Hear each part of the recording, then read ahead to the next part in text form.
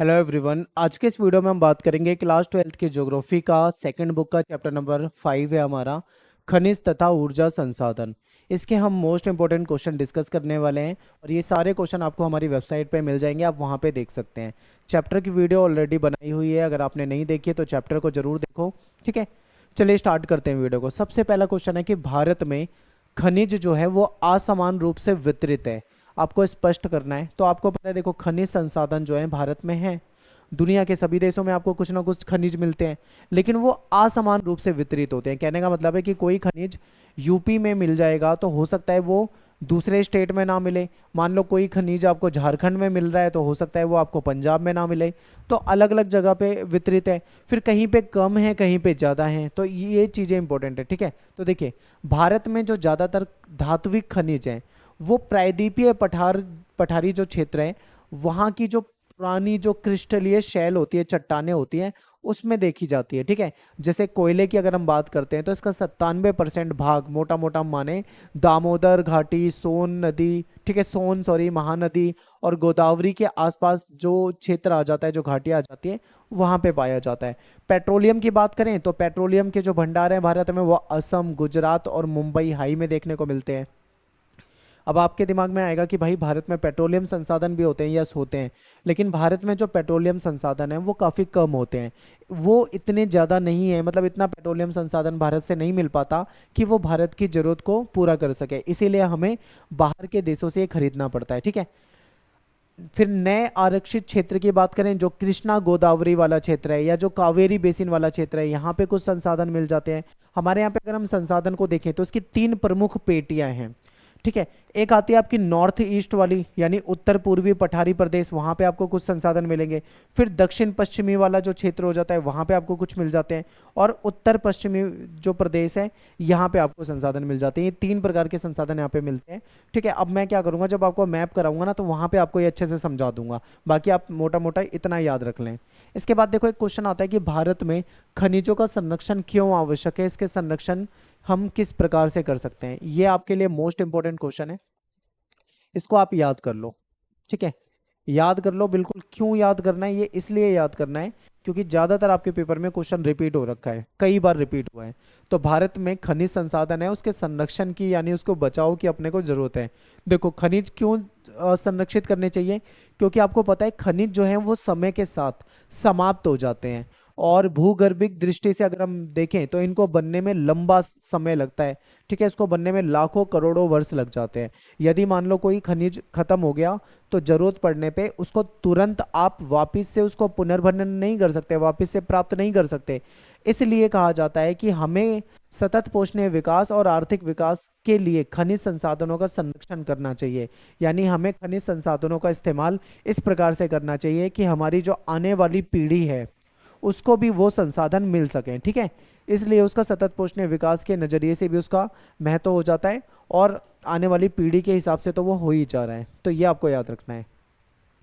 अब संरक्षण कैसे कर सकते हैं, देखिए संरक्षण जरूरी है ये तो हमने समझ लिया क्यों जरूरी है, लेकिन कैसे कर सकते हैं ये आपको समझना है। तो देखिए संरक्षण की कुछ विधियां हैं, जैसे कि हम एक काम कर सकते हैं कि ऊर्जा के वैकल्पिक स्रोत जैसे कि सौर ऊर्जा, पवन ऊर्जा, तरंग और भूतापीय ऊर्जा, ऐसे संसाधनों का उपयोग कर सकते हैं। ठीक है, अब मान लीजिए बिजली जो मिलती है वो कोयले से बनाई जा रही है, या फिर जो बांधों से, बांध में पानी वगैरह रोक के वहां पे जो टरबाइन के जरिए जो बिजली बनाते हैं। ठीक है, एक तो ये प्रोसेस है, ये थोड़ा महंगा पड़ता है। दूसरा प्रोसेस ऐसा भी हो सकता है जो सौर ऊर्जा वाला हम सिस्टम अपना लें। आपको पता है अपने छतों पे सोलर पैनल लगा के हम उससे बिजली प्राप्त कर सकते हैं। तो सोलर पैनल से क्या फायदा होगा, ये ऊर्जा का असमाप्य स्रोत है, ये कभी खत्म होने वाला नहीं है। ठीक है, कहीं ना कहीं खनिज संसाधनों को बचाएगा, तो हम ऐसे कुछ अदर ऑप्शन को अपना सकते हैं। नेक्स्ट है धात्विक खनिजों में छाजन धातुओं के उपयोग तथा धातुओं के पुनर्चक्रण पे बल देना। हमको क्या करना चाहिए, ऐसी धातुओं का इस्तेमाल करना है जो हम बार बार इस्तेमाल कर सकते हैं, जिसकी मात्रा अधिक है, और धातुओं का पुनर्चक्रण यानी कि उसको रिसाइकिल किया जा सके। ठीक है, एक बार कोई चीज़ बना दी, यूज़ में नहीं आ रहा, दोबारा उसको रिसाइकिल करके यूज़ कर लिया जाए, ऐसे यूज़ करना चाहिए। फिर सामरिक या फिर अति अल्प खनिजों के निर्यात को भी घटाना चाहिए। ठीक है, कुछ ऐसे जो खनिज संसाधन है जो कम मात्रा में उपलब्ध हैं, उसको अगर हम निर्यात कर रहे हैं, किसी को बेच रहे हैं, एक्सपोर्ट कर रहे हैं, तो उसके निर्यात को कम कर देना चाहिए। क्योंकि आज तो हमारे पास है, हम बेच रहे हैं, कल को वो खत्म हो जाएंगे तो फिर क्या होगा, हमारे पास उसकी कमी हो जाएगी, इसीलिए उसका एक्सपोर्ट जो है वो बंद कर देना चाहिए। एक और तरीका है कि खनिजों को सूझबूझ के साथ, मितव्ययता के साथ हम उसको प्रयोग करें, यानी सोच समझकर खनिजों का इस्तेमाल करें, उसको बर्बाद ना होने दें। ठीक है, ये कुछ तरीके अपनाए जा सकते हैं।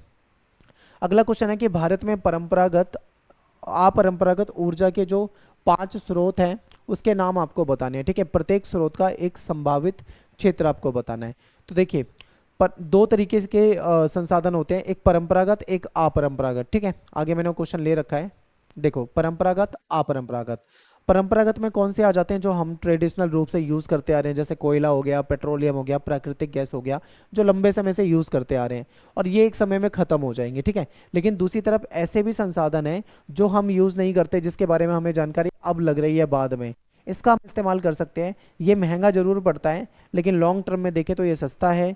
ठीक है, और ये कभी ना समाप्त होने वाली चीजें हैं, तो ये हो जाता है। तो अब थोड़ा सा हम क्वेश्चन पे वापस चलते हैं, जो क्वेश्चन था अपरंपरागत वाला उसको देख लेते हैं।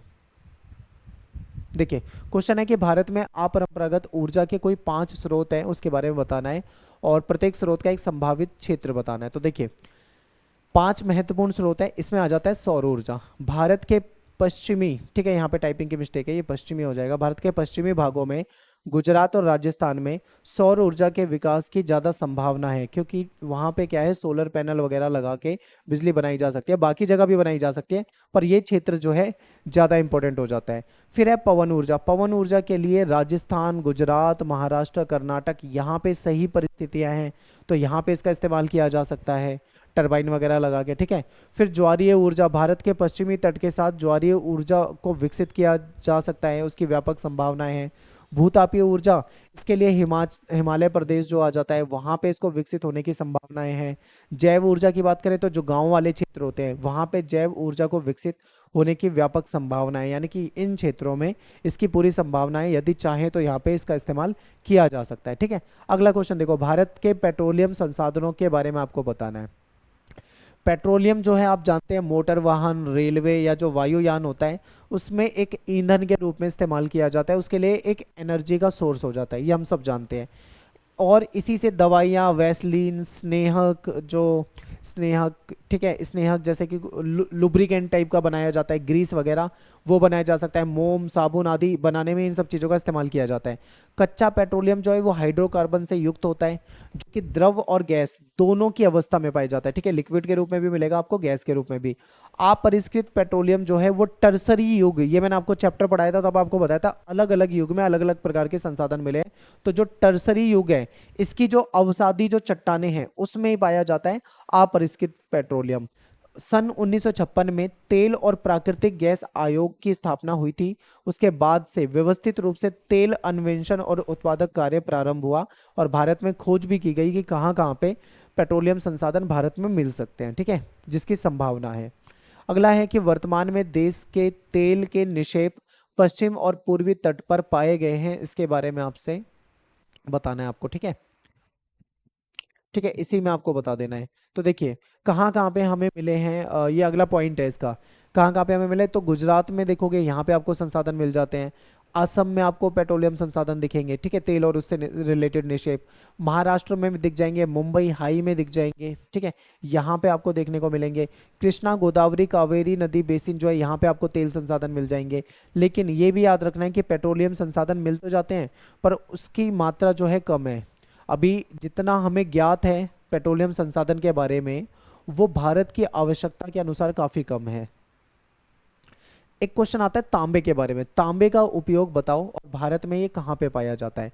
तो आपको पता है, तांबा जो है एक ऐसी धातु है जिसका उपयोग ज़्यादातर बिजली की जो मोटर होते हैं, ट्रांसफार्मर होते हैं, जनरेटर होते हैं, यहाँ पे इसको इस्तेमाल में लाया जाता है। ठीक है, बिजली की जो तारें बनाई जाती है उसमें भी आपको तांबा यूज में दिख जाता है। ठीक है, ये एक मिश्र मिश्र धातु के योग्य आघात वर्ध्य और तन्य धातु होता है, इसका ठोक पीट के इसको पतला किया जा सकता है, मोड़ा जा सकता है, जैसा चाहे वैसा इसको रूप दिया जा सकता है। आभूषण, जब गहने बनाए जाते हैं, आभूषण बनाए जाते हैं, तो उसमें गोल्ड में इसको मिलाया जाता है, यानी सोने के साथ इसको मिलाया जाता है ताकि सोने को मजबूती दी जा सके। ठीक है। तांबा निक्षेप अगर भारत में देखें तो झारखंड में जो सिंहभूम वाला जिला है यहाँ पे मिलेगा। एमपी में अगर हम बात करें बालाघाट की तरफ मिलता है। राजस्थान में जो झुंझुनू है, ठीक है, अलवर है, यहाँ पे मिल जाता है, खेतड़ी वगैरह में मिल जाता है, तो इन क्षेत्रों में ये मिल जाता है। अगला क्वेश्चन है कि मैंगनीज, ठीक है, मैंगनीज के उपयोग बताओ, कहाँ पे पाया जाता है। तो देखिए क्या होता है, जो लौह अयस्क होता है उसको गलाने के लिए, प्रगलन के लिए मैंगनीज नाम का कच्चा माल इस्तेमाल किया जाता है, ठीक है, भट्टियों वगैरह में। और ये लौह मिश्र धातु, बैटरी, पेंट बनाने में, इन सब जगह पे इसका इस्तेमाल होता है। और आप ये मान लीजिए कि लगभग सभी तरह की भूगर्भिक संरचना में ये आपको आराम से मिल जाता है। मध्य प्रदेश और उड़ीसा जो है ये इसके अग्रणी उत्पादक है, यहाँ पे सबसे ज़्यादा आपको मैंगनीज मिल जाएगा। ऊर्जा के परंपरागत और गैर परंपरागत या अपरंपरागत जो साधन होते हैं उसके बारे में चर्चा करनी है। तो देखिए ऊर्जा संसाधनों को दो कैटेगरी में बांट देते हैं, परंपरागत और गैर परंपरागत। ठीक है, इसको अपरंपरागत भी कहा जाता है।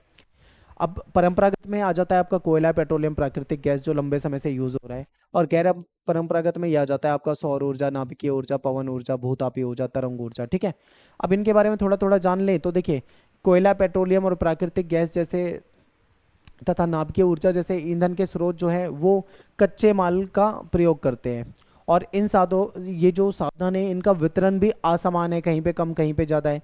ये साधन पर्यावरण अनुकूल नहीं है क्योंकि आपको पता है इससे पॉल्यूशन होता है, कोयले वगैरह का यूज़ होता है तो उससे पॉल्यूशन होता है। दूसरी तरफ अगर बात करें गैर परंपरागत, तो ये सौर, पवन, जल, भूतापीय ऊर्जा हर जगह से मिल जाएगा और ये असमाप्य है, ये कभी खत्म होने वाले नहीं है। ये आपको अधिक समान रूप से वितरित हर जगह लगभग मिल जाते हैं।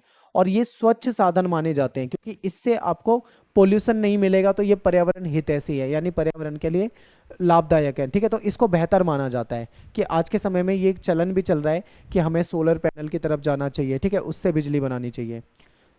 तो यहाँ पे अपना ये जो चैप्टर है खत्म हो जाता है। इसके मोस्ट इंपोर्टेंट क्वेश्चन जो है डिस्कस कर दिए हैं। ज़्यादातर तांबा, मैग्नीज वाला क्वेश्चन आ जाता है या परंपरागत अपरंपरागत वाला क्वेश्चन आ जाता है। जो क्वेश्चन बताए इन्हीं में से आपके पेपर में देखने को मिलेंगे। तो वीडियो को लाइक कर दें। आपको आप इंस्टा पे फॉलो कर सकते हैं, एकलव्य स्टडी पॉइंट, ये मेरा यूज़र नेम है। मिलते हैं आपसे नेक्स्ट वीडियो में। Thanks for watching. जय हिंद, जय भारत।